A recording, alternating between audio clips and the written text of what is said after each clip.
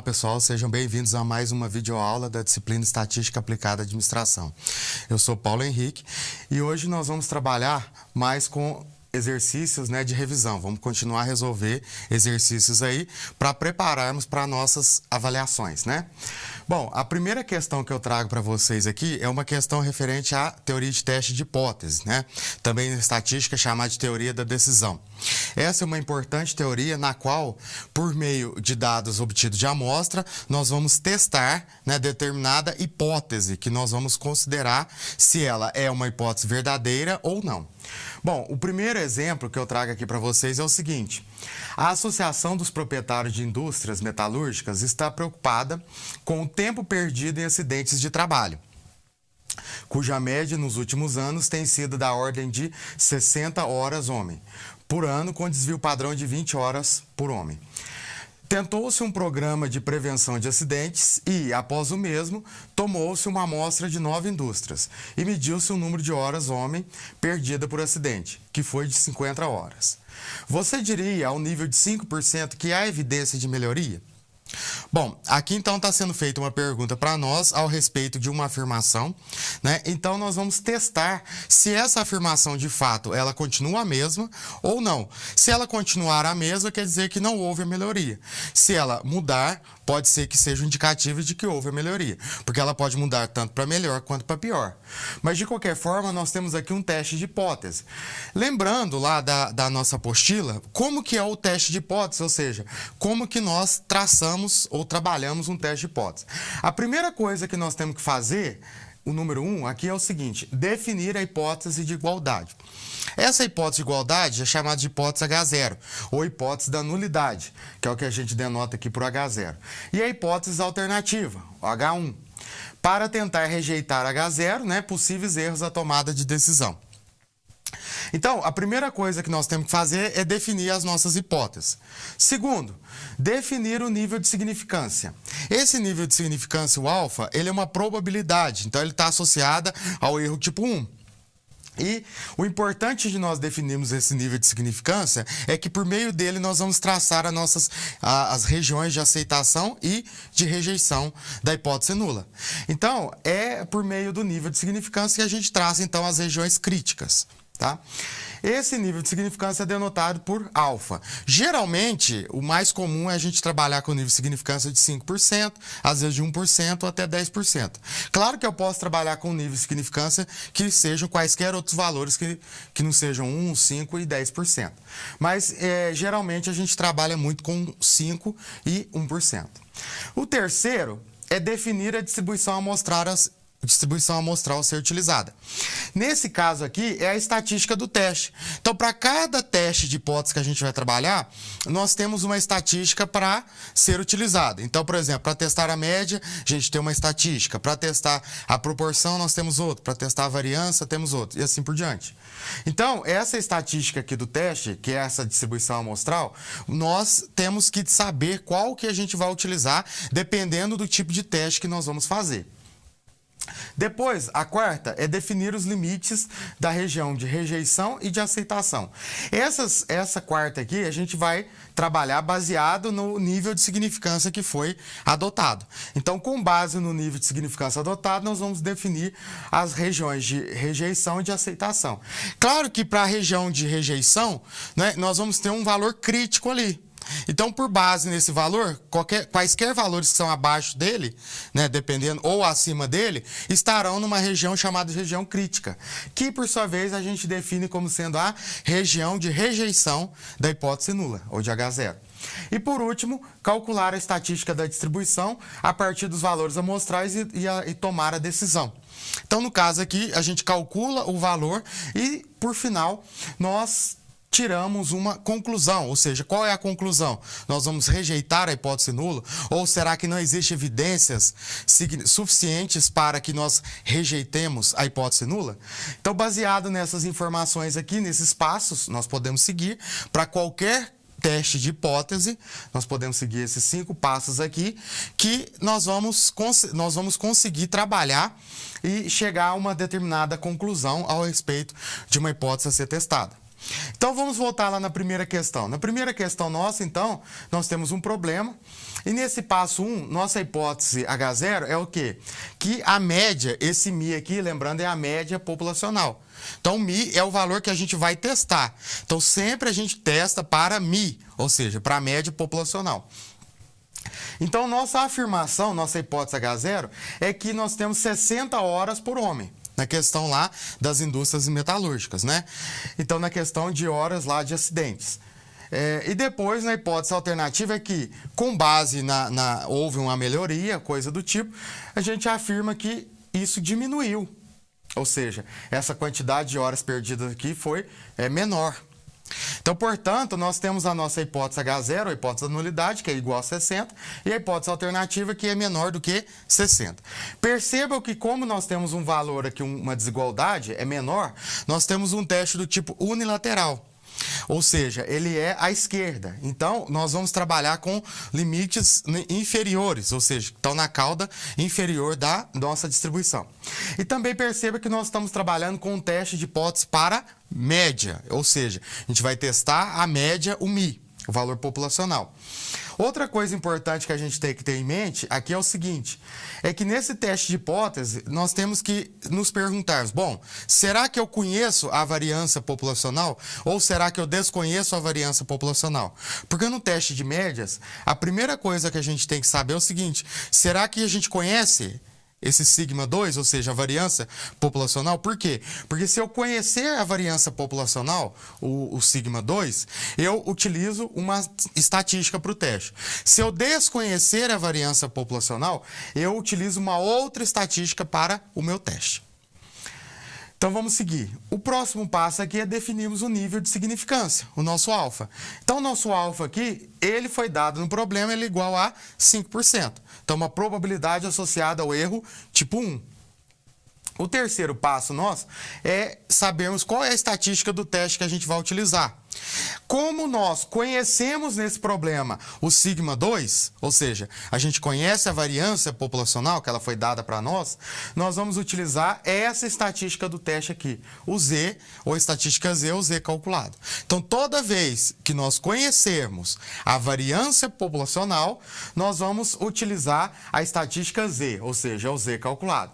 Então, vai ser o quê? Vai ser a estimativa da média amostral subtraído da média populacional. Esse Mi da média populacional nós não conhecemos, mas nós utilizamos esse Mi aqui no lugar dele, o valor que nós estamos afirmando lá na hipótese da nulidade. Então isso dividido, que a gente chama do erro padrão aqui, né? Ou seja, é o sigma, que é o desvio padrão populacional, dividido pela raiz quadrada de N. Então, esse é o valor da estatística nossa do teste, ou seja, o Z calculado, tá?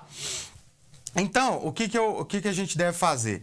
Vamos agora escrevermos quais são as informações que nós temos no nosso problema. Bom, no primeiro caso aí foi falado para nós que nós temos 9 indústrias. Então, quer dizer, nós temos uma amostra de tamanho 9. O nosso N, então, aqui é igual a 9. Depois, foi falado que com base nesse N aqui, nesse valor do N, foi falado para nós que foi obtido uma amostra, um valor amostral, né? Obtido da amostra de 50 horas homem. Então, esse é o valor nosso de X barra, né? A média amostral. E, com base na afirmação da nossa hipótese H0, o Mi é igual a 60 horas homem. Então, quer dizer, esse Mi aqui é o valor que foi afirmado lá na hipótese da nulidade. Depois, temos o sigma, que é o desvio padrão populacional. Esse valor de desvio padrão populacional foi dado para nós no problema. Então, nós conhecemos o desvio padrão populacional. Ou seja, se eu conheço o desvio padrão populacional, eu conheço a variância populacional. Por quê? Porque basta eu elevar esse valor ao quadrado que eu obtenho a variância. Logo, se eu conheço a variância populacional, por isso então que eu vou utilizar a estatística Z. Ou seja, o valor de Z calculado. Então, eu quero encontrar um valor de Z calculado baseado nessas informações aqui. É importante deixar claro o seguinte, que com base no problema, nós vamos tirando essas informações. O valor do Mi a gente obtém da hipótese H0, né? Foi falado o tamanho da amostra que eu preciso, e baseado na amostra a gente obteve essa informação aqui, ou seja, x barra. E foi falado para nós o desvio padrão populacional. Então isso aí tem que ficar bastante claro, que muitas vezes a gente confunde quando eu utilizo o valor de Z calculado, né? A estatística Z, ou a estatística T, que a gente vai ver daqui a pouco. Outra coisa importante é o seguinte, que em alguns momentos o valor do x barra, ele não é fornecido para nós, mas muitas vezes é fornecido a amostra. Por exemplo, nesse caso a nossa amostra aqui é igual a 9. Às vezes, ao invés de falar o valor do x barra, é dado 9 valores observados. Então, baseado nesses 9 valores observados, que eu vou vir calcular a minha média amostral. Bom, então baseado nessas informações, nós podemos agora calcular o valor de Z, né? Ou seja, temos o nosso Z calculado, que vai ser quem? É o x barra, que é 50, subtraído do Mi, que é a média populacional, dividido por 20, né?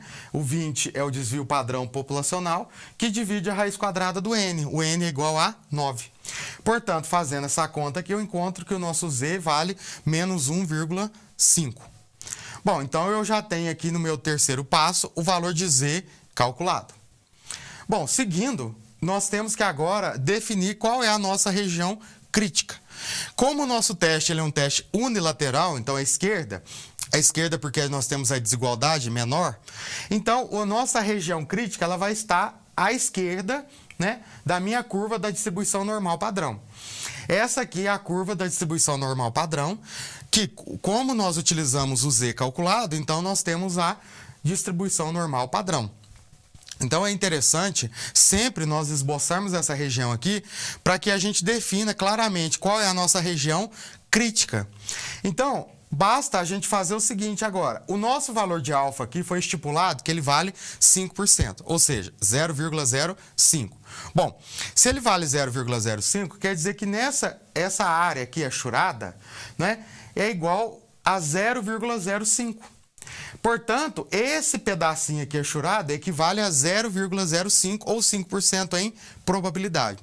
Então, meu próximo passo é eu ir na tabela da distribuição normal padrão e encontrar um valor que vai me dizer o seguinte, que a partir dele, né, eu vou estar na região crítica, ou seja, essa região achurada aqui é a região de rejeição da hipótese nula. E toda essa área aqui em branco, né, vai ser chamada de região de aceitação. Ou seja, eu não vou ter evidências suficientes para que eu rejeite a minha hipótese nula, ou H0.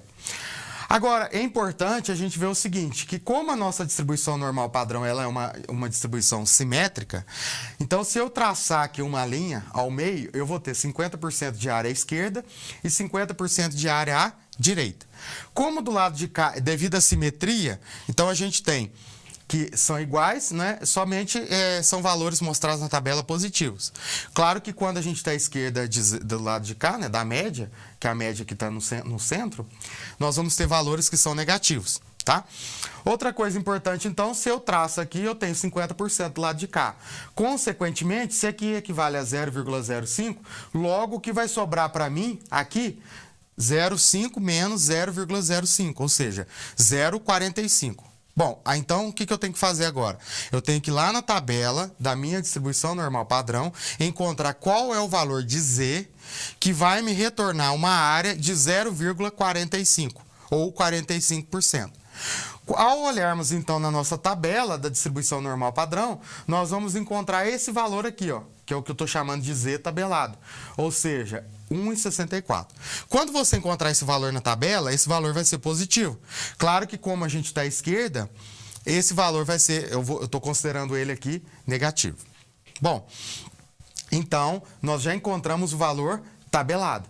Então significa que aqui, né, logo no início dessa área achurada, existe um valor crítico, que eu estou chamando aqui de Z tabelado, que nesse caso vale menos 1,64, que valores que são menores que esse valor aí de 1,64 me retornarão um Z que pertencerá à região crítica. Bom, agora o meu próximo passo, né, o quinto passo aqui é o seguinte: é a nossa conclusão. Então, veja bem, eu já encontrei meu valor calculado e eu já tenho meu valor tabelado. Então, baseado nesses dois valores aí, eu vou definir se o meu valor calculado, ele pertence ou não à região crítica. Então, nós temos o seguinte, ó, vê-se, portanto, que o valor amostral, né, o valor que a gente calculou, o Z calculado, não é inferior ao valor crítico. Lembre-se que o valor que a gente encontrou é menos 1,50. Então, ele não é inferior a 1,64, a menos 1,64. Não estando, portanto, na região crítica, ou seja, ele não pertence à região crítica. Isso quer dizer que a diferença apresentada na amostra não é suficientemente grande, ou seja, não é suficientemente grande para provar que a campanha de prevenção deu resultado. Ou seja, a campanha de prevenção contra acidentes lá nas indústrias, ela não trouxe resultado. Bom, aí então nós temos o seguinte, então a nossa conclusão vai ser o quê? Portanto, né, não é possível, ao nível de 5% de significância, afirmar que a campanha deu resultado, isto é, rejeitar H0. Ou seja, como o nosso valor calculado, menos 1,50, não pertence à nossa região crítica, ou seja, a região de rejeição de H0. Né? Ele está na região de aceitação. Portanto, nós não rejeitamos, né, a nossa hipótese H0.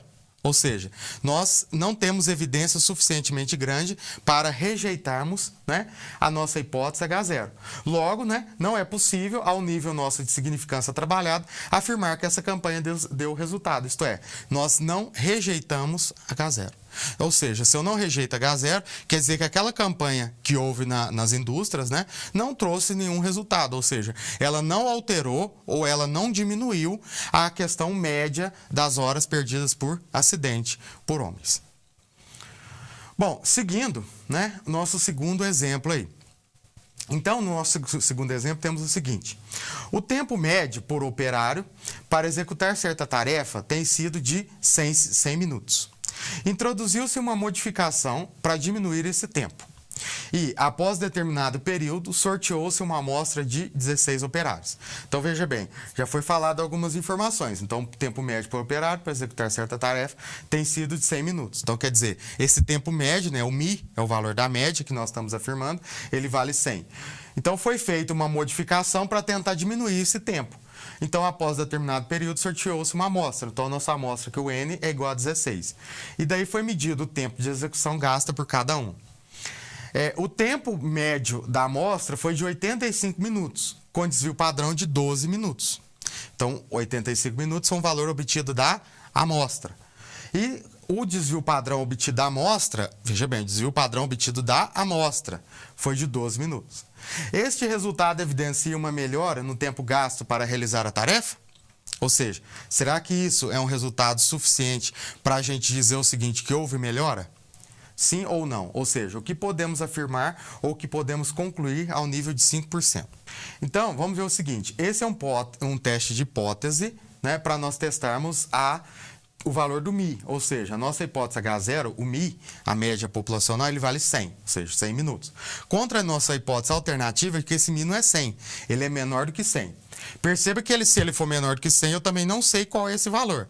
Simplesmente ele vai ser menor do que 100, pode ser qualquer valor aí menor do que 100. Bom, então essa é o primeiro passo do nosso teste de hipótese, ou seja, definirmos ou traçarmos quais são as nossas hipóteses a serem testadas. O nosso segundo passo aqui é o seguinte, definir qual é o nosso nível de significância. Percebe que o nosso problema, o nível de significância também foi dado. Se por acaso o nível de significância não for fornecido para nós podemos estipular esse nível de significância também arbitrariamente, ou seja, em 5%. Mas nesse caso ele foi fornecido, ele é igual a 5%. Terceiro passo é a nossa estatística do teste. Bom, eu coloquei aqui o T calculado, né? Mas por que é T calculado aqui a nossa estatística do teste? Vamos lembrar o seguinte, nesse problema, nós temos um teste de hipótese para a média populacional, para μ. Só que nesse caso, não foi falado nada, ou nós não temos a informação da variância populacional. Então, se eu desconhecer a variância populacional, né, ou seja, o σ2, eu vou utilizar a minha estatística não a Z, mas sim a estatística T, que é essa aqui que eu estou chamando de T calculado. Então, nessa estatística de t calculado, ela é semelhante à estatística z. Só que tem uma pequena diferença. Ou seja, x barra, que é a média amostral, subtraído da média populacional, dividido por S, que divide a raiz quadrada de N. Esse S aqui que é a grande diferença. Esse S é o nosso desvio padrão amostral. Ou seja, é o valor que nós obtivemos por meio da amostra. Então, desvio padrão amostral. Então, essa aqui é a grande diferença com relação à nossa estatística Z. Então, vamos seguir aí, vamos ver as informações que nós temos no nosso problema. Foi falado para nós que nós temos uma amostra aí do N, nossa é igual a 16 operários, e com base nessa amostra aqui, 16 operários, nós calculamos uma média amostral, um x barra. O nosso x barra, ele é igual a 85 minutos. Então, nosso x barra é igual a 85 minutos. 85 minutos eu obtive por meio de valores vindos de uma amostra. Depois, o nosso mi, né, a média populacional, ele vale 100. Então, mi é igual a 100 minutos. E, por último, esse S aqui, né, é o desvio padrão amostral. Então, por que é o desvio padrão amostral? Porque esse valor S aqui eu obtive por meio de dados vindos de uma amostra. Portanto, nós podemos utilizar esses valores agora para nós encontrarmos nosso T calculado. Então, nosso T calculado vai ser quem? Vai ser o x bar, que é 85, menos o mi, que agora, nesse caso, ele vale 100, que divide 12, né, que por sua vez divide a raiz quadrada do N, que é 16. Então, fazendo essa conta aqui, nós vamos encontrar que o nosso T calculado é igual a menos 5. Então, o nosso valor de T calculado é menos 5. Quarto passo. No nosso quarto passo, é importante agora a gente pensar o seguinte: bom, eu estou trabalhando com a minha distribuição T. A distribuição T, assim como a distribuição normal, ela é uma distribuição simétrica. Então, ela também é uma curva, só que ela é uma curva um pouquinho diferente da curva da normal, que quando eu tenho um N igual a 30, ou valores maiores que 30, a curva da distribuição T vai se sobrepor à curva da distribuição normal. Aí os valores vão se coincidir. Mas, para eu trabalhar com a distribuição T, para eu encontrar, então, meu valor de T tabelado, ou seja, para nós encontrarmos o nosso valor de T crítico, o que eu preciso fazer? Eu preciso ir lá na tabela da minha distribuição T de student e olhar lá ao nível de significância de 5%. Perceba que, como o nosso teste ele é um teste unilateral, né, também à esquerda, o nosso nível de significância ele vai permanecer inalterado. Quando o teste ele for bilateral, nós vamos dividir o nível de significância por 2. Então, no nosso caso aqui, esse nível de significância, os 5%, ele vai permanecer inalterado.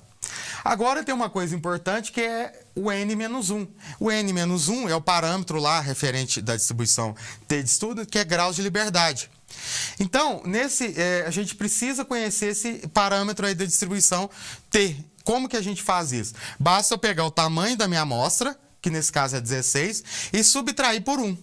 Então, eu pego lá 16 menos 1. Aí eu vou ter 15 graus de liberdade. Então, o que eu vou fazer? Eu vou lá, então, na minha distribuição T de estudo, vou olhar lá em cima, na horizontal, encontrar o valor referente a 0,05, que é 5%. Né?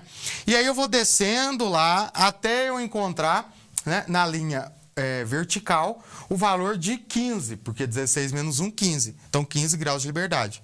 Então, baseado nisso, né, olhando a tabela, eu vou encontrar esse valor aqui, ó, 1,753. Bom, o valor que você vai encontrar é um valor positivo. Por que então eu coloquei negativo? Porque ele está à esquerda. Portanto, simplesmente eu coloquei o negativo aqui para denotar isso para nós. Agora, por último, então, se eu já tenho o meu valor de T calculado e agora eu tenho o meu valor de T tabelado, eu tenho agora que fazer a minha conclusão. Qual que vai ser a conclusão no nosso caso aí? Como o nosso valor calculado pertence à região de rejeição, ou seja, perceba que o nosso valor calculado é menos 5. O menos 5 ele é um valor inferior a menos 1,753. O menos 1,753 é um valor crítico. Quer dizer que quaisquer valores que são menores que ele vão pertencer à região crítica. O que é a região crítica? A região de rejeição da hipótese nula, ou seja, região de rejeição de H0. Agora, nós temos o seguinte. Se ele pertence à região crítica, ou seja, ele pertence à região de rejeição, nós podemos rejeitar a hipótese nula ao nível de 5% de significância. Ou seja, a gente rejeita H0, né? O H0 o μ é igual a 100, e daí então nós concluímos o seguinte: não, o μ não é igual a 100. Então ele é equivalor, ou seja, ele é um valor menor do que 100. Apesar que aqui nesse caso eu não sei qual é esse valor do μ. Simplesmente eu sei que ele é menor do que 100. Outra coisa que é importante é o seguinte, né? Como esse nível de significância que ele foi adotado, ele é um teste unilateral, então ele permaneceu lá igual a 0,05. Ou seja, a gente não divide ele por 2, só dividimos por 2 se o teste for um teste do tipo bilateral. Daí, então, nós também temos uma conclusão maior, é que aquelas modificações que foram feitas, de fato, né, reduziram o tempo. Tá? O tempo lá, que no caso antes o μ era igual a 100. Então houve essa modificação, essa redução. Apesar que a gente não sabe, né, de quanto foi, de quanto é essa redução. Mas simplesmente a gente sabe que houve essa redução aí. Bom, terceira questão aí. A terceira questão, ela refere-se ao seguinte, né? A altura média dos estudantes da UFLA é de 1,70, então, ou seja, 1,70 m. Em uma amostra casual, ou seja, uma amostra aleatória simples, de tamanho 25, foi obtida uma média de 1,72 e um desvio padrão amostral de 0,08 metros.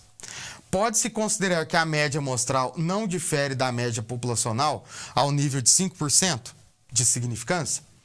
Bom, então nesse caso aí nós temos o seguinte. A nossa questão aqui é o seguinte: a média, então foi dado que a altura média dos estudantes da Universidade Federal de Lavras é 1,70 m.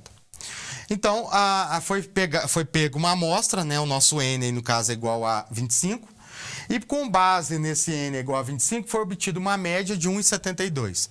Então, esse 1,72 aí é quem? Esse 1,72 é a média amostral.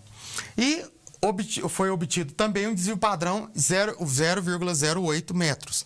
Esse desvio padrão também é um desvio padrão amostral.